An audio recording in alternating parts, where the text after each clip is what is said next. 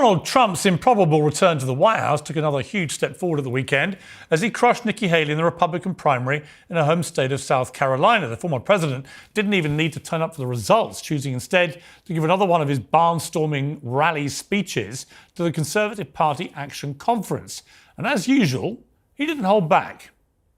A vote for Trump is your ticket back to freedom. It's your passport out of tyranny, and it's your only escape from Joe Biden and his gang's fast track to hell. And in many ways, we're living in hell right now. Well, nationwide polls suggest Trump is on track to beat President Biden in November's election.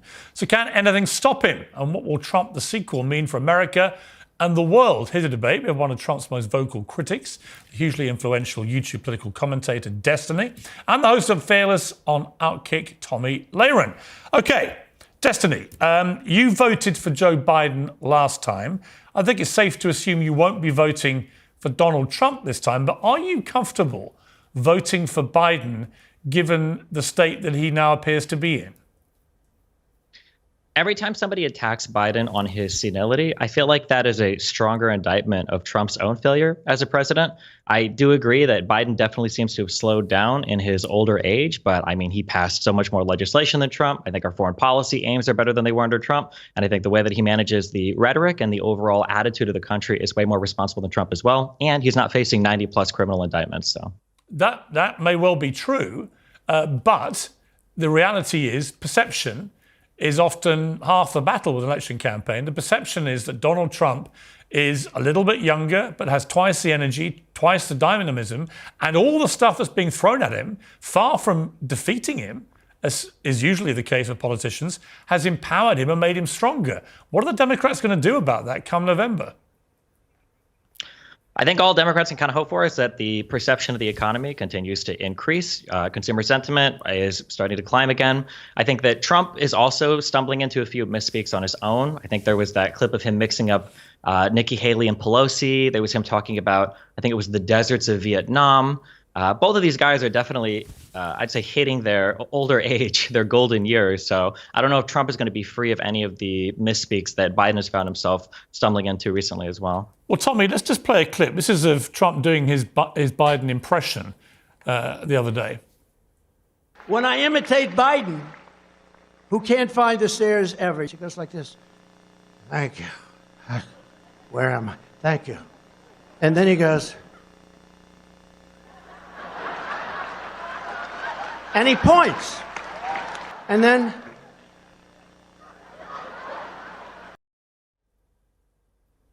You see, Tommy, the interesting thing with me about Trump, I've known him a long time.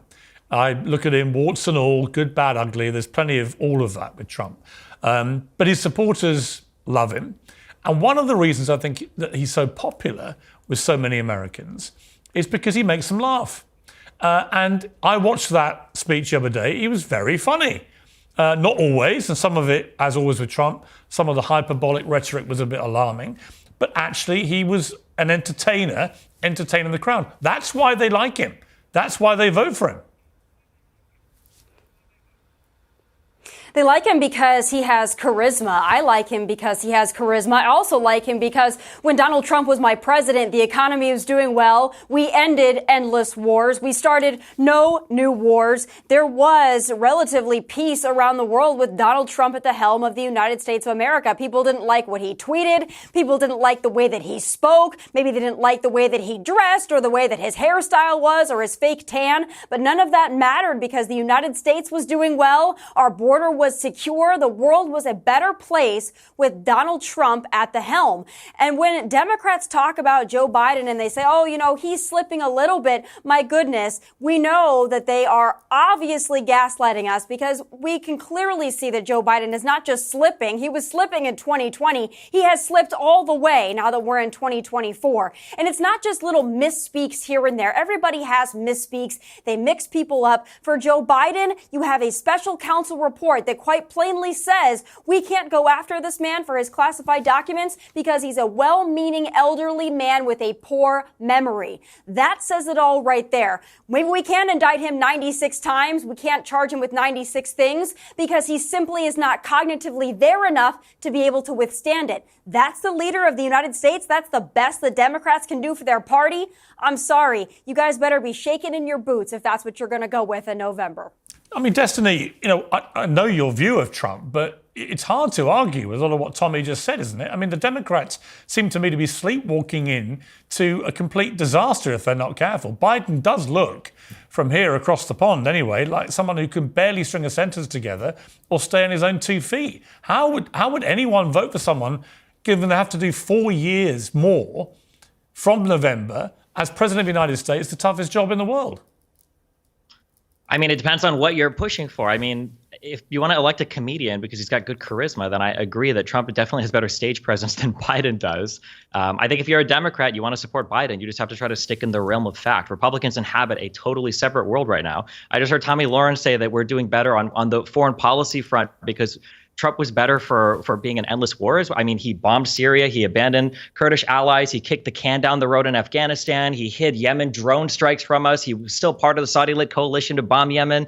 He didn't do anything about Russia's takeover of Crimea. I mean, like, the idea that Trump was better on any of these areas of foreign policy is ridiculous. The idea that he was better domestically when he completely mishandled Obama, by the way. That was Obama's Obama, not my anointed my friend. That's great. But Trump still didn't do anything about it. Even if you think that Trump does have good ideas for the country, he has just failed as a leader. He's a failure of a businessman. He's a failure of a leader. He can't get people together to write legislation. Joe Biden, in all his senility, was somehow able to pass the same infrastructure bill that Donald Trump said for 4 years he was going to get done. He didn't. Donald Trump couldn't even repeal or replace Obamacare, which is what a lot of Republicans literally voted him to do. Like, the idea that Trump is a competent leader is anything more than just a comedian or a guy that has funny one-liners on Twitter is delusional. I mean, you can blame him for many things, but as Tommy said, you can't blame him for the takeover of Crimea because that was years before Trump came into power. No, I'm not blaming him for the takeover of Crimea. I'm saying that Trump has never made a good but difficult foreign policy decision. If you look at the Doha agreement that he made with the Taliban, he kicked the can down the road. He says that he would be strong on Ukraine. The only thing he cared about for Ukraine was trying to get information about Hunter Biden. What about what Joe Biden did in Afghanistan, which was the most shameful and disgraceful overnight fleeing of a country and throwing millions of Afghan women back to the Taliban walls? Now, you can blame Trump all you like for that, but the bottom line is it happened under Joe Biden on his watch. He was president. It was a catastrophic failure, that evacuation. So many allies and friends of the Americans were left in its wake. Many people died that day, and women in Afghanistan have gone back to the medieval dark ages. That's on Joe Biden, isn't it? No. If you read the special inspector general report for Afghanistan, the whole reason why that pullout happened on that timetable was because of the Doha agreements that Donald Trump signed. He drew our troop levels down to historic lows in Afghanistan for when Biden came into office because Donald Trump put America on a timetable to leave that country. If Biden wanted to, he could have come in and undone that. So just to be clear, though, Destiny, you're blaming Donald Trump for a decision that was taken 8 months after he left office.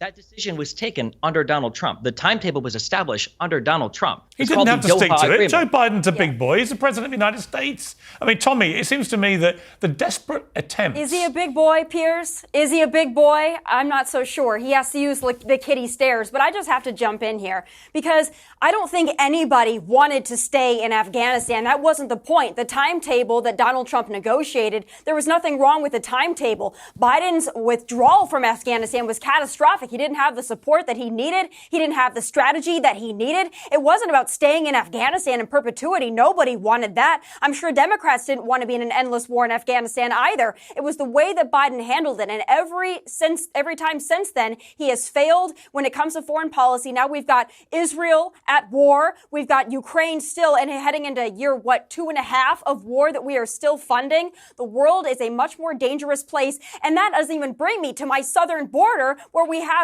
10 million illegal immigrants who have invaded on Biden's watch. I'm sure my friend is going to tell me that that is Donald Trump's fault as well, even though he oversaw the most secure border that we believe in American history that we know of. So there is no disputing the record. You can say that Joe Biden was able to sit there as a shadow president while things got passed through Democrat chambers, but you can't sit here and tell me that the man is cognitively well or that he's done anything on his own accord to better the world of the United States. Well, let me ask Destiny. My friend, you know this. Let me ask Destiny my favorite question of all my liberal friends, which is, do you know how many illegal immigrants Barack Obama deported in 8 years? How many illegal immigrants did he deport, or did they have did he have contact with at the border? Deported, thrown out of the country? I don't know the number of that. Have a guess.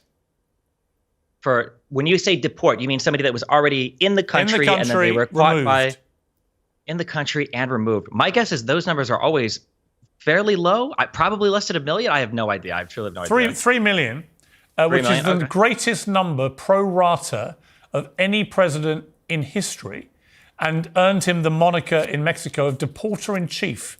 And yet, oddly, whenever I talk to my liberal friends, they never know this. They never made a fuss at the time. They were quite comfortable about that happening. And I look at what's going on the southern border now. Apparently, Biden's going down the same day as Trump on Thursday, which will be fascinating. But he hasn't been there I don't think he may have been once before in his time as president, which is insane, given how obviously problematic the southern border has become.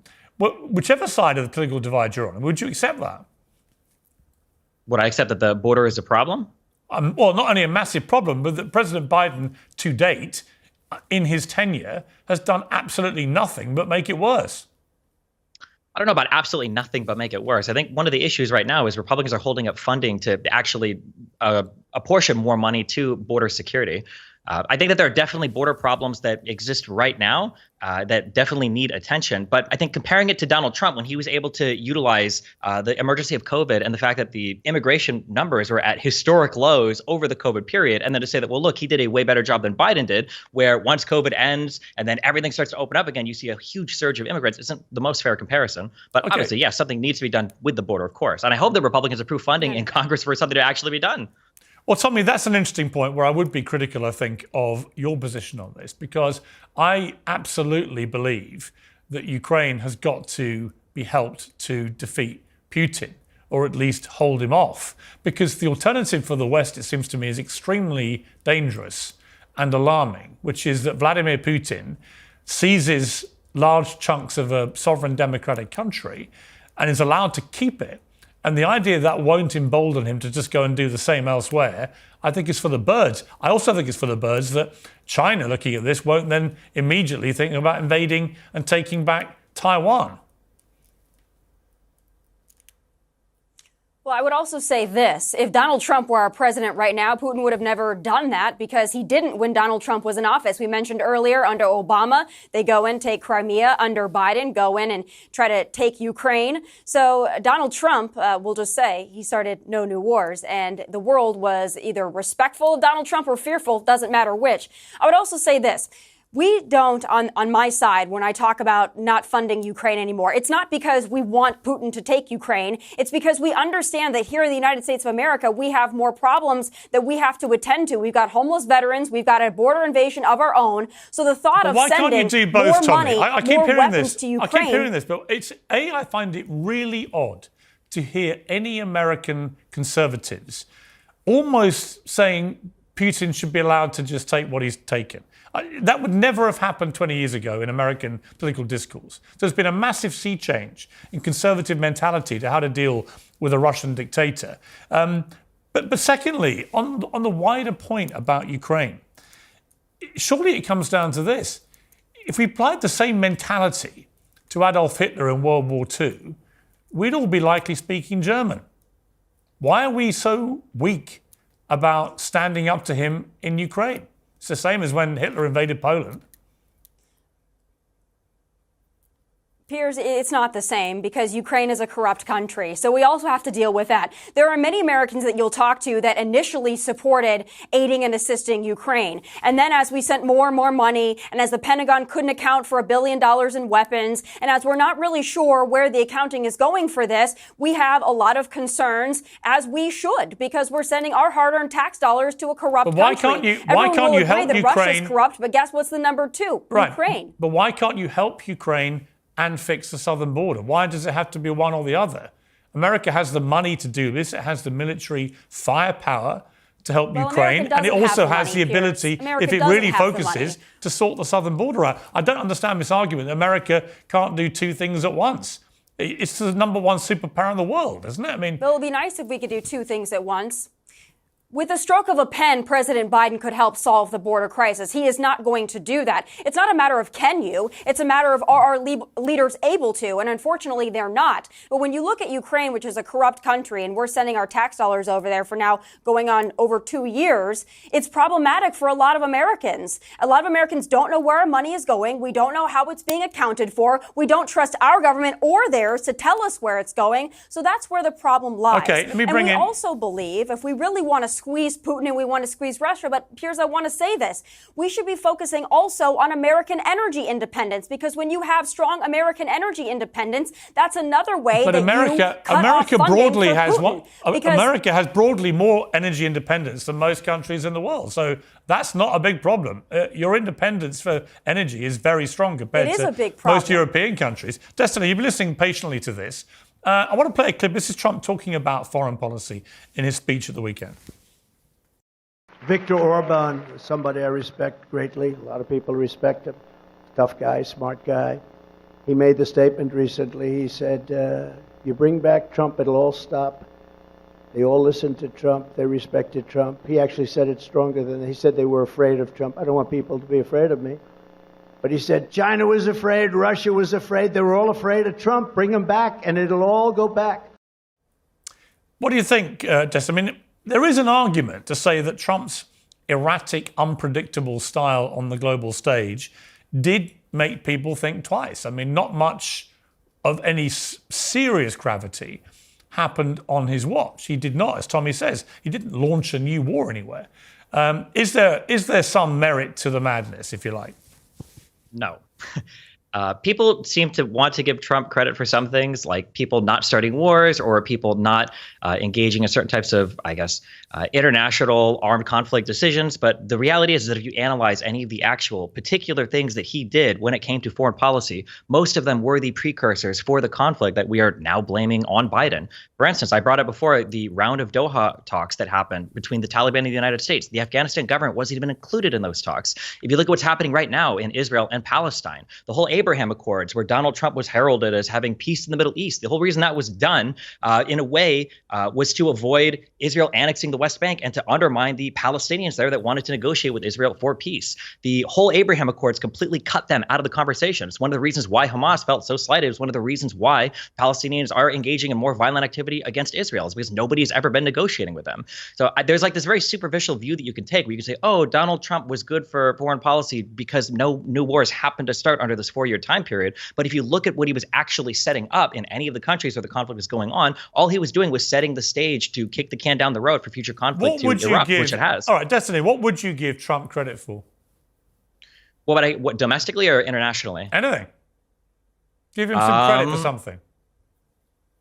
Let's see, if I had to give Trump credit for anything, I mean, our economy was strong under Trump. I do think sometimes that Democrats are too heavy-handed when it comes to things related to welfare or things related to taxation. I don't like the idea of demonizing success. I think that Republicans typically do a better job or did do a better job at things like patriotism or championing wealth or people that were making money. So I guess I would give Trump, general credit for things like that. I mean, I saved money on my taxes. And Tommy, just to return the favor, can you think of something good to say about Joe Biden?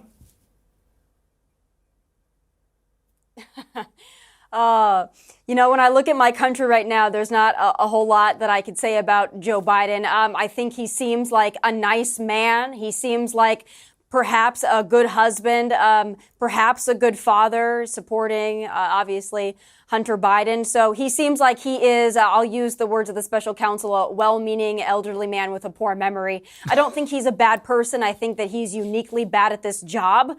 And I think it's time for someone to come and make America great again. And that's I have the to most say, I think destiny wins. In one of the most exploding economies in the history of the United States, and the recovery from COVID, and there's not in all of the foreign policy guidance we have related to Ukraine and Israel, there's not a single positive thing that we can say about Biden's presidency right now. Well, no, here's what I would say to you. Again, it comes down to perception, Destiny, which is you're not wrong to say that the economy is in pretty good shape in America comparative to most other countries. The problem is people in America aren't giving Biden the credit because his approval ratings are in the tank because they basically see a guy who's senile and they don't want that person to carry on being president. 2/3 of Democrats don't want him to run again.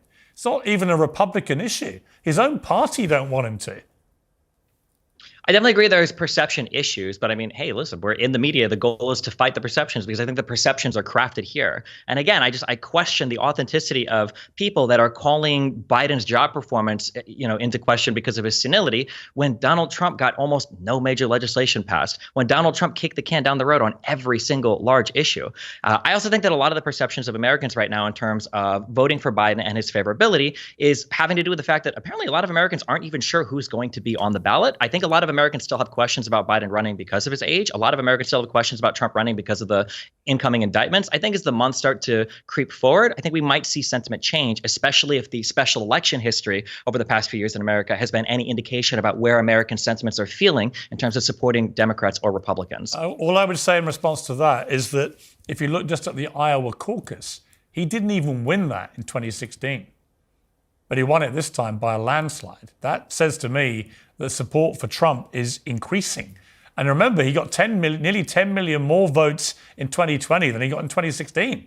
That was after 4 years of... if you listen to Democrats, after 4 years of the most hellish presidency in history, 10 million more Americans went out and voted for him. I just want to switch gears to Tommy. I know you've got to go. Quickly about Prince Harry and what Donald Trump said about him, saying that this is in relation to this court case where the Biden administration has been defending Harry over an attempt to try and have his visa immigration papers made public to see whether he admitted his drug abuse that he revealed in his book, because that might disqualify him for his right to stay in the country. And it seemed to me the Biden administration, through the immigration people they put up, went out of their way to defend Harry, saying that he may not have even meant what he wrote in the book. It wasn't facts, almost basically saying, look, he probably lied, so we can't take it seriously, which is pretty damning, given it was his autobiography. But when Trump was asked about this, he said, I wouldn't protect him. He betrayed the Queen. That's unforgivable. He would be on his own if it was down to me. I would say that's quite ominous, because if Trump was to win the election and win back the White House, given the way Harry and Meghan have talked about Trump in a very disparaging manner, I could quite see Trump being petty enough to put Harry on the first boat out of China or out of America. Well, I'll tell you this, there are a lot more people that need to be deported that have come to our country illegally, a lot for Donald Trump to do on day one to get our country back on track. But I will say this, Donald Trump is not somebody who coddles people. He's not somebody who is going to coddle Prince Harry and Meghan. Obviously, they've said bad things about him, and the Biden camp, the Democrats like Harry and Meghan because they feel like maybe they're some kind of liberal superstars. But, I think Donald Trump is going to tell it like it is, and he doesn't care how much money you have, and he doesn't care how many books you've written or what your status is. Donald Trump is going to do what Donald Trump's going to do, and law and order is going to make a comeback. If that, unfortunately, negatively impacts Prince Harry, I don't think I'll be crying myself to sleep at night. I don't think you will either, Piers. Well, we don't want him back here. This is the problem. This could be a nightmare for the Brits. He's so unpopular here. Tommy, you've got to go. Thank you very much indeed for joining us. I appreciate it. Good luck with your own show, which you're going to tape now. And thank you for joining us. Destiny, you're going to stay with me because I want to talk to you about your response to last week's debate on Uncensored between Professor Norman Finkelstein and Rabbi Shmuley. I think it's fair to say you weren't massively complimentary. Let's take a look. Oh my God. Is there any debate? Is this actually a real debate? Or is it, who the is this loser? This is embarrassing. Rabbi Shmuley? Is he like a Twitter guy? How am I going to survive in a real one-on-one debate? This is just real talking speed. This is just stupid debate. Ugh.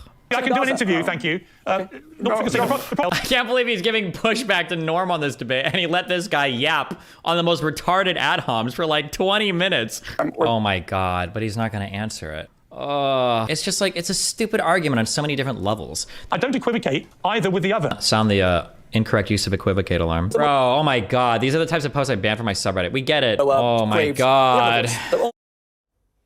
Just on a technical point, I think I was using the word equivocate correctly there, unless I'm wrong. I'd have to go back and analyze the use of the word equivocate. Let me be clear: the stuff we do on stream is obviously way more relaxed than this environment.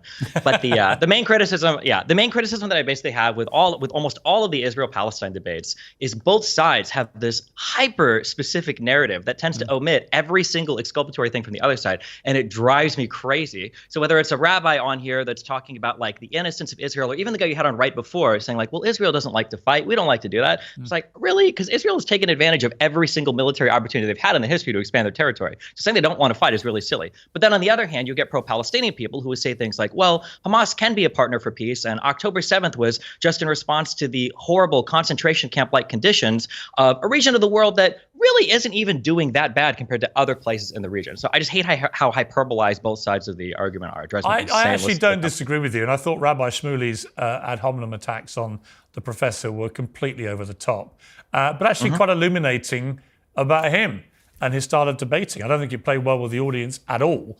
And I had a lot of Israelis tweeting me saying, why do you keep having this guy on? He talks in such an inflammatory manner that it doesn't make us look good. So I think that he let himself down a bit there. And on the wider point, I kind of agree. I've had so many of these debates about Israel. It's very hard to do anything that doesn't immediately get dragged to the extremities in terms of the debate. Very hard to reach any point of consensus, and I find that that's the dispiriting thing about that debate, and it may explain why the whole conflict in the Middle East between Israel and Palestine has been going on 75 years and appears so completely intractable. Nobody gives an inch. Yeah, I mean, I think there's on the ground in Israel-Palestine, you have that issue where both sides have their myths that Israel fashioned themselves as these poor people, these poor Jews that wandered into the Middle East and had to fight these impossibly huge Arab armies that had domineering and overwhelming force and power and coordination, when in reality, post 48, Israel was always in a decent position to fight, and that was pretty obvious in their performance in 48, in 67, in 73. It was pretty obvious that they had the military capability to survive. But then on the other hand, you get, the Palestinian narrative of they were a poor, dispossessed people in their lands who only ever wanted peace. I think I saw a tweet saying we welcomed Israelis with open arms. That's absolutely not true. I think that the on-the-ground narratives contribute to the conflict feeling intractable. But unfortunately, I think internationally, I think we feed into the intractability as well, because people are that conflict is so perfect for everybody to have a really strong opinion. You've got brown people and white people, you've got Jews and Muslims, you've got oppressed and oppressors, you've got Western colonial and Middle Eastern countries. Like, everybody can have an opinion about this conflict because of the different parties involved. And people are so not level-headed when it comes to evaluating what's going on that they end up hyping up both sides and they elevate the expectations to unrealistic levels, which means neither side is really willing to actually settle for a realistic resolution that might make both sides feel a little bit good and a little bit unhappy. What do you think a realistic resolution looks like? I think it's a multifaceted thing, but I would say that it has to be some kind of two-state solution, and both sides need to be willing to negotiate for peace. And this is the hard one, both sides probably need to be willing to sacrifice a little bit for peace. That means that not every Palestinian is going to be happy with the final resolution. It means that Abbas might have to suffer, even more loss of his popularity, or whatever Palestinian leader rises might have to suffer more loss of popularity. It might mean on the Israeli side, similar to Begin or Rabin, negotiators for peace in the past, you might have to pay a political price for being a negotiator for peace, because sometimes the Israeli people or your Knesset doesn't always support you when you're negotiating peace against either Arab states or Palestinians. But the leadership has to be there, that has to be willing to suffer a setback or some loss initially for the peace agreement. And then both people need to have some kind of tolerance to say, hey, listen, we might not get everything we want on the old city. That applies to Jews and Muslims, or that applies to Israelis and Palestinians. Or, hey, we might have to do a lot of land swaps in the West Bank. Hey, all of these settlements that are outside of directly near the Green Line, maybe these do need to be torn down. But yeah, the conversation, we're not even in a place where we can start the conversation on that yet, because people don't even know if Hamas should exist or not, or if Israel has a right to defend itself, or if maybe murdering 1,200 civilians is a reasonable response to the supposed concentration camp conditions that exist in Gaza. Yeah, I mean, you did a debate with Cenk Uygur, who's been on this show many times.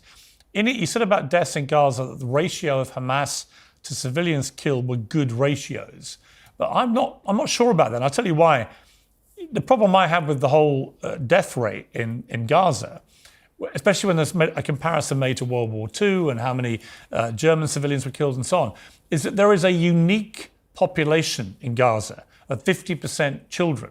Now, 50% of the 2 million are under 18. That's 1 million kids running around in Gaza. And already we've seen 30,000 civilians killed with 70,000 more wounded, many of whom are children. And that is something I've not seen in any recent conflict. And that's what makes it uniquely horrific to people. I agree that it makes it uniquely horrific to people. I think it's really important to have a good understanding of why international humanitarian law, or more specifically, international law of armed conflict exists. I think that people have a really poor understanding that the law of armed conflict exists to make it so that the fight is even on both sides. But that's not true. It exists for two very important reasons. One is to protect civilians, and the second is to ensure that nations have a right to defend themselves. If either one of these fail, nobody would care about the law of armed conflict. I think the difficulty that Israel has right now in conducting their war against Hamas is that their cause for war, wanting to do something about Hamas, I think is undeniably righteous. That if you've got an organization that comes in, they kill, some 1,100, 1,200 citizens, and then they, capture hostage 200 more.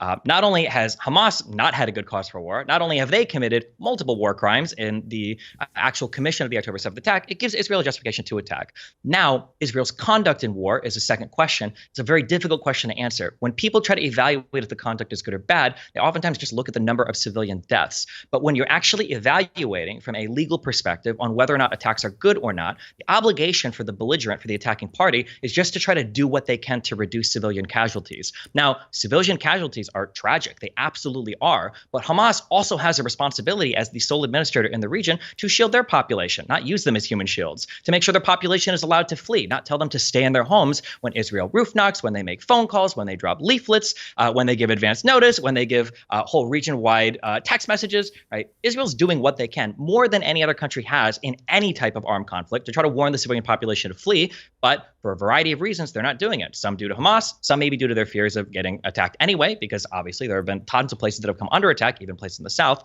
But I just think it's important to note that when we're criticizing Israel, it can't be on the absolute number of deaths. It has to be on things like when the 3 hostages came out and they were shot by the IDF. Those are things where you're like, well, hold on. These guys were wearing white flags. Why are you shooting at these people? That's not good. It can't just be on the absolute number of casualties, because if that's the fixation, then in the future, no nation is going to consider any laws of armed conflict when going to war, because they're going to say, oh, well, they don't care what the ratios are. They don't care our targeting decisions. They're just upset that civilians are dying, which unfortunately and tragically always happens in the course of war. If you were the parent of one of the 12,000 or so children who've been killed by Israeli airstrikes, would you willingly and quickly buy into a brave new world of living peacefully side by side with Israel, or would you be implacably determined to exact revenge for the slaughter of your child?